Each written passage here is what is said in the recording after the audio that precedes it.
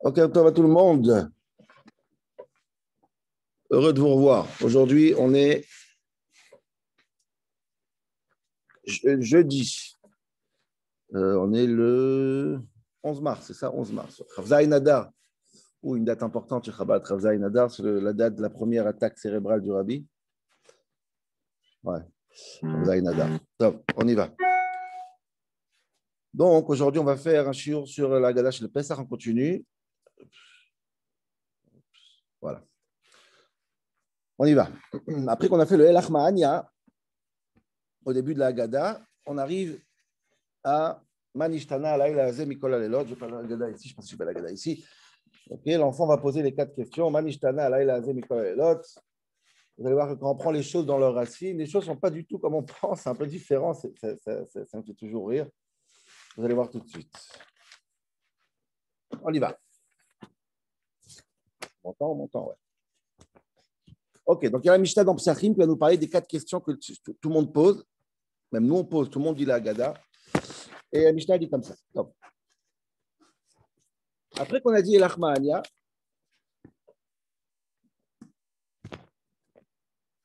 c'est après qu'on a fait le premier kiddush. Vous savez qu'il y a 4 verres de vin pendant Pessah. On fait le premier kiddush, ça prend des kadesh, on rate, on se lave les mains, karpas, on trempe le karpas dans l'eau salée.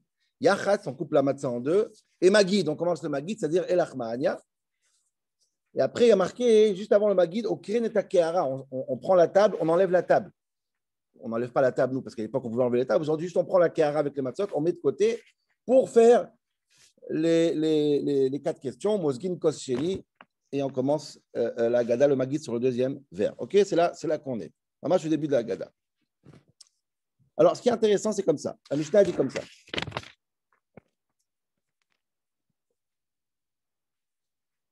Dès qu'on arrive à la Haggadah, Masgulo Kos Sheni, on remplit le deuxième vers. Le premier vers, on l'a bu dans Kiddush. Vekan haben shoel aviv. Et là, l'enfant, il posera une question à son père.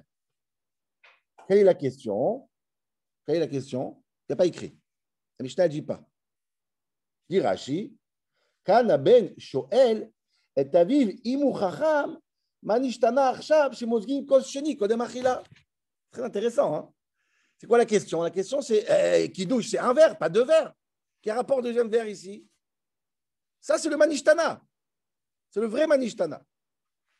Regardez comment ça va être humiliant pour nous, d'après Rashi, le pshat. Ce n'est pas la halakha comme ça, regardez comment c'est humiliant. Je vais beaucoup plus loin. Et la Mishnah, elle dit Ve'im en da'at beben. Si l'enfant, il est bête, c'est-à-dire qu'il ne remarque pas qu'il y a un problème quand il y a un deuxième kiddush dans la même seuda. Aviv melamdo, manishtana laila zemikol alelot. Alors là, si on est très bête, alors il faut dire le manishtana. Autrement dit, le fait que nous, on dit tous manishtana, c'est la preuve qu'on est bête. Parce que, pourquoi? Et ce n'est pas moi qui le dis.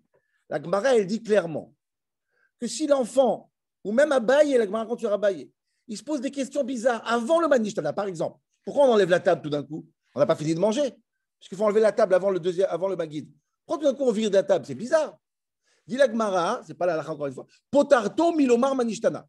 Il n'y a plus besoin de dire manishtana, ça y est, tu as posé les bonnes questions. Si tu poses une question, pourquoi il y a un deuxième verre? Pas besoin de dire manishtana. Quelque part, le manishtana, il est là parce que, hélas, moi et toi, on n'a pas assez d'intelligence, de vision, de voir que les choses ne se passent pas normales, qu'il y a un balagan ici. Vous vous rendez compte? Le manishtana, c'est une preuve de simplicité, de manque de curiosité, de manque de... Alors on dit manishtana. Donc quand cette année, vous allez faire manishtana, vous allez pleurer sur votre sort. Et pourquoi personne dans cette famille a remarqué qu'il y a un deuxième verre là?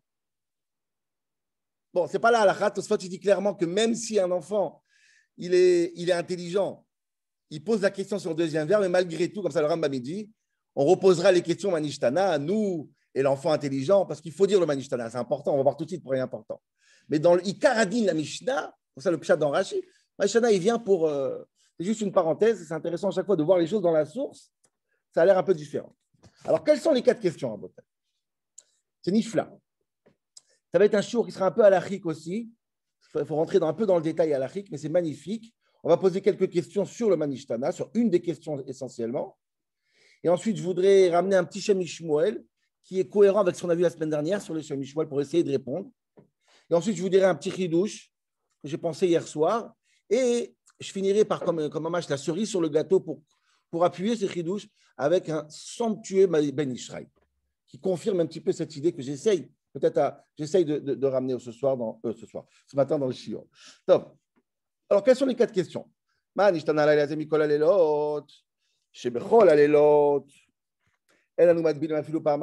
Toutes les nuits, toute l'année, rapidement, on ne trempe jamais. Cette nuit, on trempe 2 fois. Deuxième question. Cette année, ce soir, que matzah. Deuxième question. Troisième question. On mange tous les légumes. Ce soir, que maror. Maror, pas que maror. Et la dernière question, toute l'année, on mange à coudée ou pas à coudée. Ce soir, on mange essentiellement à coudée. Parce que c'est... OK. Ça, c'est les 4 questions. Quel est le rôle de ces 4 questions, à Botaï? Écoutez bien, vraiment, restez concentrés parce que c'est incroyable. Quel est le rôle de ces 4 questions? Le rôle de ces 4 questions, c'est bête ce que je veux dire, c'est qu'on arrive à comprendre la réponse. Évidemment, parce que ce n'est pas sûr. Pourquoi? Parce que 3 questions sur 4, il y a une réponse. Une des 4, il n'y a pas de réponse. C'est hallucinant, c'est presque, ça touche le ridicule. Excusez-moi. Pourquoi on mange la matzah? Matzah, zoua le chouma. Ça, je sais. Ça, c'est la réponse à la question de matzah. Parce que le pain n'a pas eu le temps de grandir et de gonfler. OK, on connaît. Maror, c'est le chouma. Après, on mange le maror, la question du maror. Maror trayem, on a souffert, etc. Logique. Pourquoi on mange à coudée? Il faut sentir qu'on est sorti d'Égypte. Alors forcément, quand on mange à coudée, on sent qu'on est sorti d'Égypte. OK.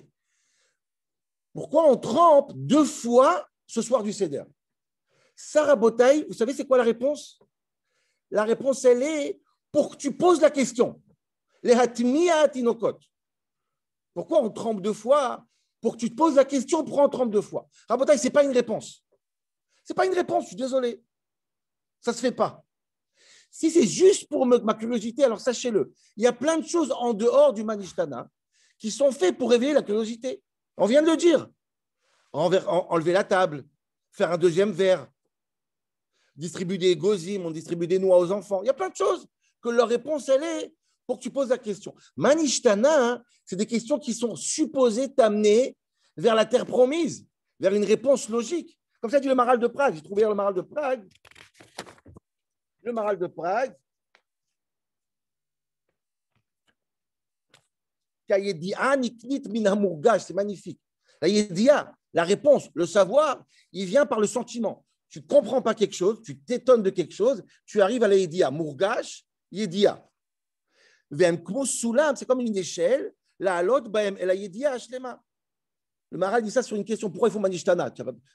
À quoi ça sert la Manishtana? Il y a plein de choses qui sont bizarres. C'est quoi le Manishtana, dit le Maral de Prague? Ces 4 choses-là sont faites pour que tu ressentes un malaise, tu ressentes quelque chose qui va mal et tu arrives à la Yedia, tu arrives à une certaine réponse. La Géoula. Les Karesh la Tril, Mina Mourgash, Manishtana. Manishtana, c'est le Mourgash. Les choses ne vont pas. Mais ça ne s'arrête pas là. Il faut arriver au but. Or, les 2 trempades, je ne sais pas si ça se dit, les 2 vilottes, ça amène nulle part. On se mord la queue. Hops, et hops, et hops. Pourquoi je pose? Pour que tu poses. Alors, je pose. On dirait que celui qui a fait le Manishtana, il ne s'y attendait pas qu'on allait vraiment poser la question. Et l'enfant dit, OK, j'ai remarqué. Et maintenant, si tu as remarqué, je suis très content parce que le but, c'est que tu remarques. OK, j'ai remarqué. Nous, tu as remarqué. OK, je crois. Pourquoi? Quelle est la réponse? Une des questions du Shem Mishmuel aussi. Maou atchouva les shté atvilot. Comme ça, il pose quelque part dans le Shem Mishmuel. Il a une réponse qui fait 40 pages, ce n'est pas aujourd'hui chiot. Mais quelle est la réponse aux tevilot? C'est une question simple. On avance. Si on parle déjà des tevilot, je veux rentrer aujourd'hui dans cette question des tevilot. Pas pour rien, elle a été choisie pour être la première. Je pense que tout le Seder se trouve dans cette question-là. Incroyable. Un truc qui a l'air banal. Pourquoi on trempe? Vous allez voir. Alors, comment ça marche? On trempe 2 fois. Rentrons un peu dans le sujet parce que ça aussi, c'est juste par curiosité. On rentre dans le Shulchan Aruch, dans le Tour, dans le Ramban, dans la Gemara. On voit que c'est où on est arrivé dans le Seder, où ça a commencé. Où on trempe, quoi on trempe? On trempe 2 fois. Première fois, c'est quand? Juste avant, le karpas dans l'eau salée. L'oignon, la céleri dans l'eau salée, c'est la première fois. La deuxième fois, ça sera après Motzi. On va prendre le maror. On va le tremper où? On va le tremper dans le charoset. Mais sachez que tout ce que je dis maintenant, c'est des dérivés de ce qu'on a à la base. Mais Ikaradin, le Rambam, le Tour, la Gemara, de quoi ça parle? Normalement, on trempe 2 fois la chazeret, c'est-à-dire le chassa, le maror, dans le charoset. 2 fois la même tvila. Maror dans charoset. S'il n'a pas de chassa, s'il n'a pas de feuille, alors il prend un karpas. Encore une fois, ce que je dis, ce n'est pas la halakha, c'est ce qui est marqué dans la Gemara. Mais normalement, l'histoire des 2 tvilotes, des 2 tvilotes, c'est tu prends un légume et tu le mets dans le charoset. Okay? Comme ça, il dit le tour, le car qui raconte, il prend des légumes, et il fait la bracha. Ou met tabel que de la sorte chinouille bishvi la tinokot. Tu trempes avant le karpa, c'est-à-dire un légume dans le charoset, pas dans l'eau salée. L'eau salée, c'est arrivé après. On va voir. Tu trempes dans la charoset, ce qu'on appelle la charoset, et tu fais la bracha pour que les enfants se posent la question. Mais bon, chez Ishalou, qui disait ou Chinou, qui te dit depuis quand on trempe avant la Séouda? Pendant la Séouda, on trempe. Mais avant, on ne trempe pas. C'est comme ça que ça marche, les tfilotes. Et Katav Amram, le Koutouri dit, comme Agmara dit, chez Itvol Bacharoset, c'est la Mishnah dit clairement, il faut le tremper 2 fois dans le Charoset. Je dis ça, c'est important parce que ça va être l'essentiel du shiur. Concrètement, pour que vous sachiez, les Rishonim y pensent, quand ça dit le Shulchan Aruch, que ce n'est pas bien de faire 2 fois dans Charoset, parce qu'on le fait après, ça sert à rien de le faire avant, il y a une mitzvah de faire la Charoset, ce n'est pas rien. Donc on ne veut pas le faire, on ne veut pas faire avant la vraie mitzvah, faire un avant, donc on a inventé le chometz, le vinaigre, ou l'eau salée. Bon, ça, c'est déjà tout un débat à l'Afrique qu'on n'a pas le temps de développer aujourd'hui. Mais Ikaradine, le mieux, c'est dans le Charoset. Ce n'est pas la halakha aujourd'hui, je répète, ne faites pas ça. Mais dans la Mishnah et dans la Gemara, on trempe 2 fois dans la Charoset. OK? Maintenant, pourquoi on trempe dans la Charoset? C'est très intéressant. On l'a dit, on trempe 2 fois pour que les enfants ils posent des questions. Ce n'est pas évident. Ça aussi, ce n'est pas évident. La première fois, OK, je comprends. La deuxième fois, le Shulchan Aruch dit, la Gemara elle dit, c'est que le maror est tellement fort, tellement dangereux, il y a du RS, il y a comme du poison dedans. J'ai besoin de diluer la force du maror. C'est trop, c'est dangereux. Donc, je trempe dans le charoset pour calmer un peu le jeu. Mais après, la Gemara, le Shulchan Aruch dit, il faut faire comme ça pour que ça s'enlève du sandwich, parce qu'on ne va passer pas non plus le McDo. On enlève et on mange pour que ça soit quand même harif. Okay? Donc, vous voyez clairement que même la Gemara, le Shulchan Aruch, que la deuxième tvila, elle est pour calmer le. Et pourquoi on choisit ça dans le Manishtana? Quel intérêt? Même le grand questionnement du tvila, ça aussi, c'est logique. Qu'est-ce qu'il va voir l'enfant? Il va voir qu'on trempe. C'est normal qu'on trempe dans la Séouda. Le deuxième, il est normal. On est en plein Séouda. Et en plus, c'est harif. En général, quelque chose qui est très harif, on le trempe. Donc, quel ridouche? Il n'y a rien dans les tvilotes. Qu'est-ce qui se passe? Pourquoi c'est la première question et quelle est la réponse? Quel est le but de ces 2 tvilotes? C'est ça que je veux comprendre aujourd'hui. Laïla Azé, Shte Peamim. 2 fois trempé dans la charoset. Qu'est-ce qui dérange à l'enfant et qu'est-ce qu'on lui répond? Ce n'est pas dérangeant du tout en vérité. C'est logique. La première, elle n'est peut-être pas logique. La deuxième, elle est beaucoup plus logique. Et en général, si ce n'est pas logique, OK, c'est comme les gozim, c'est comme le verre. Il y a plein de choses qui ne sont pas logiques dans ces. Ça ne rentre pas dans les 4 questions. Les 4 questions, c'est un statut à part. On le met dans la Haggadah. Même d'après Tosfot. Même si tu es intelligent, tu poses des manishtana. C'est important. Je voudrais voir encore 2 détails sur ce Inyan de Karpas, parce que tout ça va être. Alors, qu'est-ce qu'on fait aujourd'hui? On ne met pas le chassa, chazeret, que la Gemara l'appelle chazeret. On met du Karpas. Qu'est-ce qu'on fait? On fait Karpas. Qu'est-ce qu'on fait Karpas? On prend un légume vert, il y en a qui prennent un oignon, et on le trempe. On ne le trempe pas dans le charoset, on le trempe dans du vinaigre ou dans de l'eau salée. OK, ça c'est la halakha aujourd'hui. Quoi qu'il en soit, ce qui est sûr, c'est qu'on prend du Karpas. C'est quoi ce Karpas? C'est quoi le Karpas? Karpas, c'est ce légume. Pourquoi il s'appelle Karpas? Alors, nos sages, ils disent, ce n'est pas dans la Gemara, mais les Rishonim, ils disent, Karpas, c'est les mêmes mots que Shishim, Samer, Parer. 600 000 personnes qui ont souffert en Égypte. Des belles drachotes. Moi, je vous pose une question. Moi, je cherche sur Internet, Google, Karpas dans toute la Bible. Où on a vu ça, Karpas? Vous vous rappelez ou pas? Une fois dans toute la Bible. Et c'est récent encore dans les oreilles. Karpas ou Techer. Et qu'il a testé.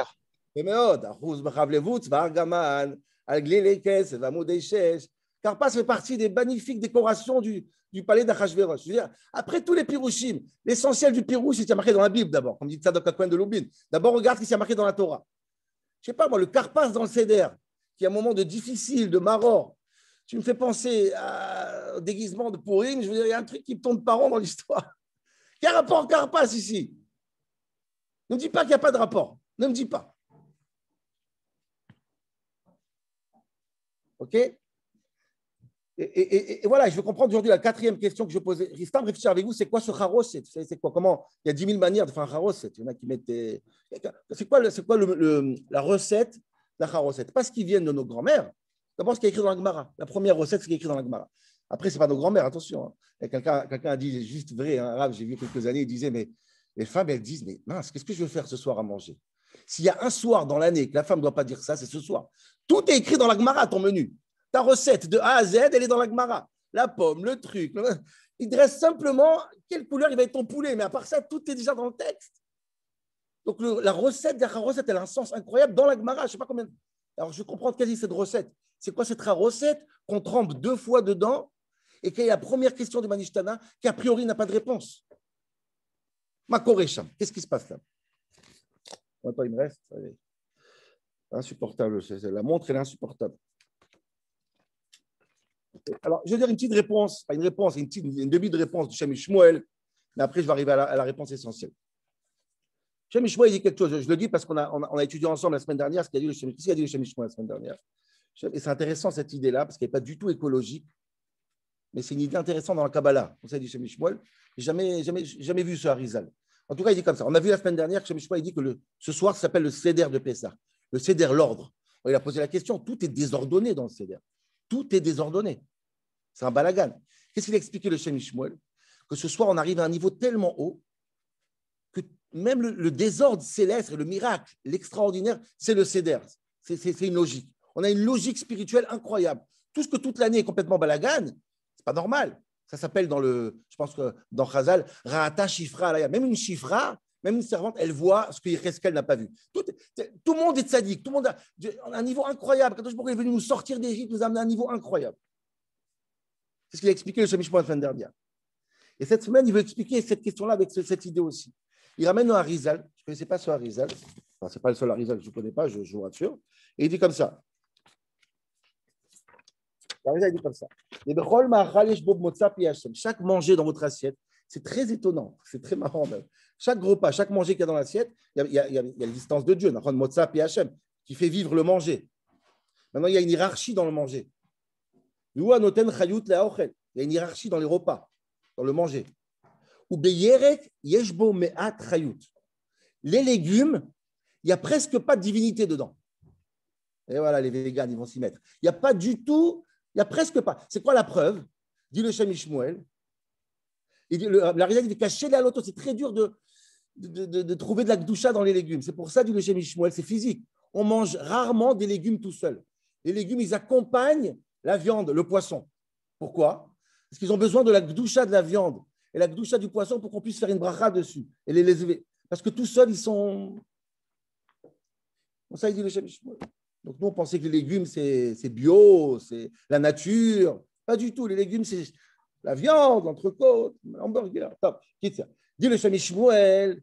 Écoutez bien ce qu'il dit. Si c'est comme ça, vous savez, c'est quoi la question de l'enfant avec la tvila? Il dit, Ribono Shel Olam, qu'est-ce qu'on fait Pessah? On mange le karpas. Le karpas, c'est un légume qu'on mange tout seul. C'est pas normal. Le légume, il faut le manger avec le repas. Pas tout seul. Il n'a pas assez de gdoucha, le légume. Répond le Shem Shmuel. Qu'est-ce qu'on répond à l'enfant? Eh bien, c'est ça le Seder. Ce soir, même le légume, il est kadosh. Le Seder, c'est que même la chifra, elle est kadosha. Elle n'a besoin de personne. C'est incroyable. C'est un soir magnifique. C'est un beau pirouche kabbaliste. Et je vais rentrer dans le pirouche essentiel que je voulais dire aujourd'hui et finir par ce Ben Ishraï. Si Dieu arrête la montre pour 3 minutes, Bezrat Hashem. Alors, je vais expliquer l'idée que j'ai envie de dire.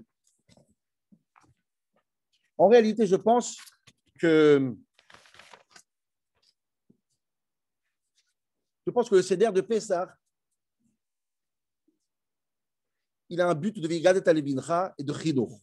Il est supposé nous amener à comprendre quelque chose, à nous amener quelque part.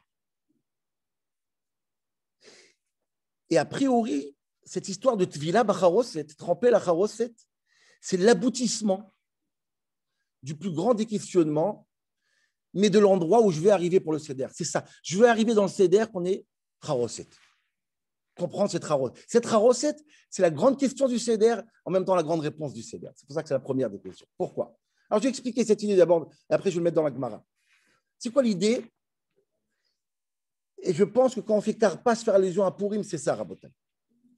L'allusion, le rapport entre Purim et Pessah, ce n'est pas seulement le Karpas. On va voir le Karpas, comment c'est un mâche nifla dedans dans le Ben Israël. Mais ce n'est pas que le Karpas. La Gemara elle-même, quand on dit Mishenichnas Adar Marbim Besimcha, quand le mois de Hadar il rentre, on rajoute dans la Simcha. Qu'est-ce qu'il dit Rashi là-bas? Shenaasu Nisim le Israël, Purim ve Pessah. La Simcha du mois d'Adar, ce n'est pas que Hadar. C'est Hadar et Nissan. C'est ça Rashi dit. Pourquoi? Les miracles de Purim et Pessah font en sorte qu'il faut rajouter dans la Simcha. Donc vous voyez qu'il y a une comparaison entre les miracles de Pessah et le miracle de Purim.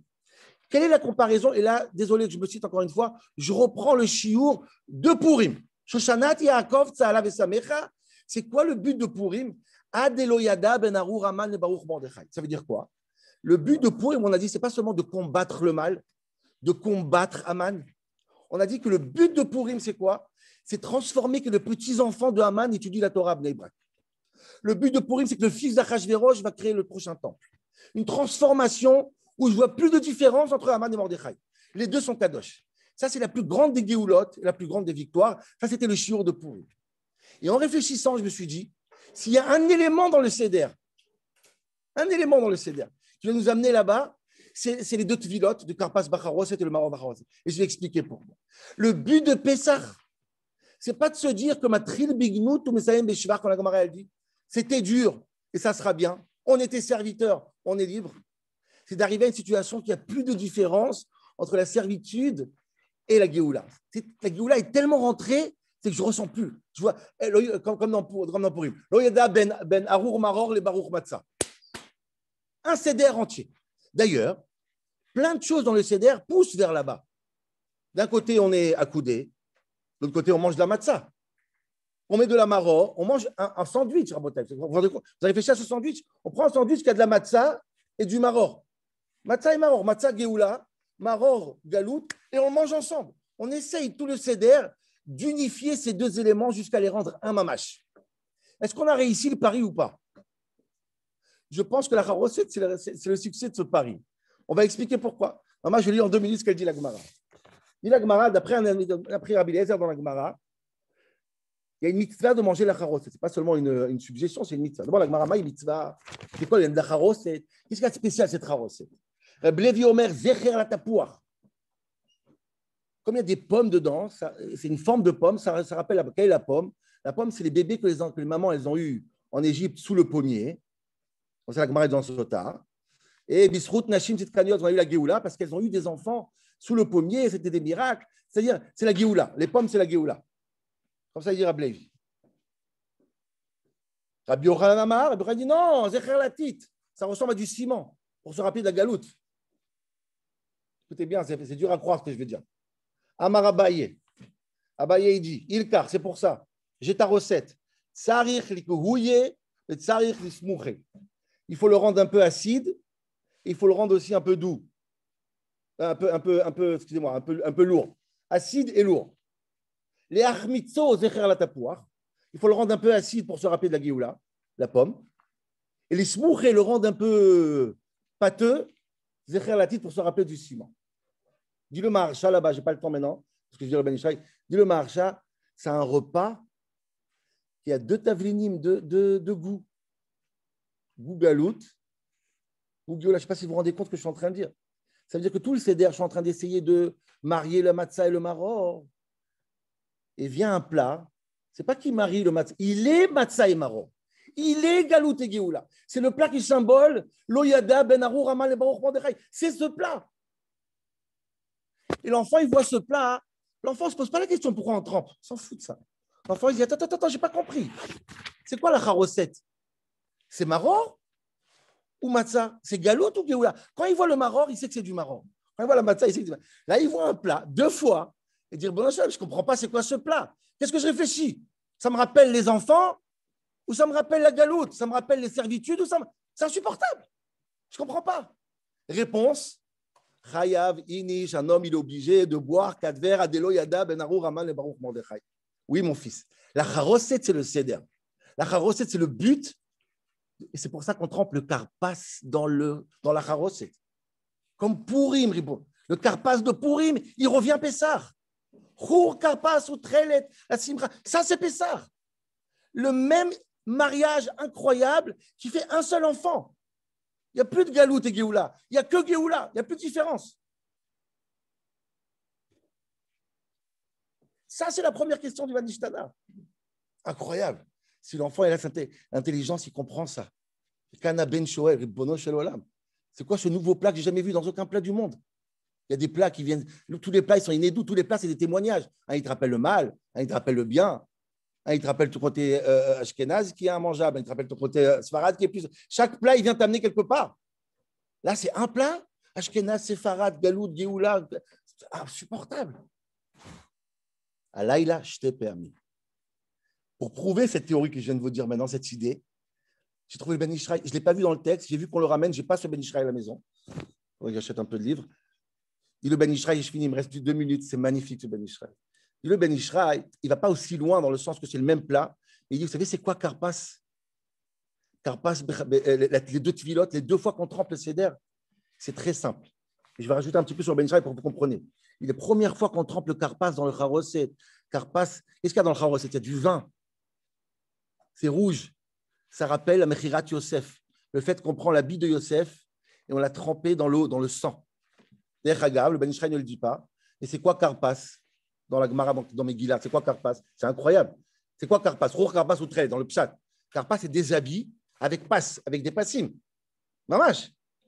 Donc, quand on prend Karpas, on prend l'habit, on le trempe où? On le trempe dans le sang. Ça rappelle Mechirat Yosef. C'est la première tvila. Dit le Ben Ishraï, la deuxième tvila, c'est quoi? C'est aussi quelque chose qu'on trempe dans le sang. C'est quoi? Quand les Juifs ils ont trempé le sang pour mettre sur la porte pour Makat Bechorot, c'est aussi, on a pris le Ezov, on l'a trempé dans le sang, on l'a mis.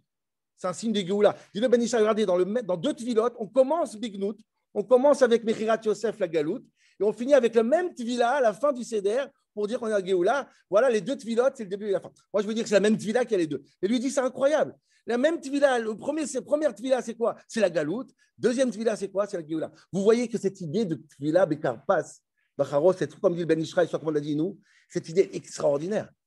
Il n'y a pas une plus forte question que la première question. C'est pas matbilim. J'ai pas de charoset toute l'année. Toute l'année, j'ai des cases dans ma tête. Ça, c'est mal, ça, c'est bien, ça, c'est souffrance. Alayla azeh, Arur Haman, Baruch Mordechai, Arur Mordechai ou Baruch Haman. Ça, c'est ce soir. Voilà, Rabotai. Nifla Meot, Nifla. Très, très, très. Voilà. Shkoyach, vraiment. Shkoyach. Encore une fois.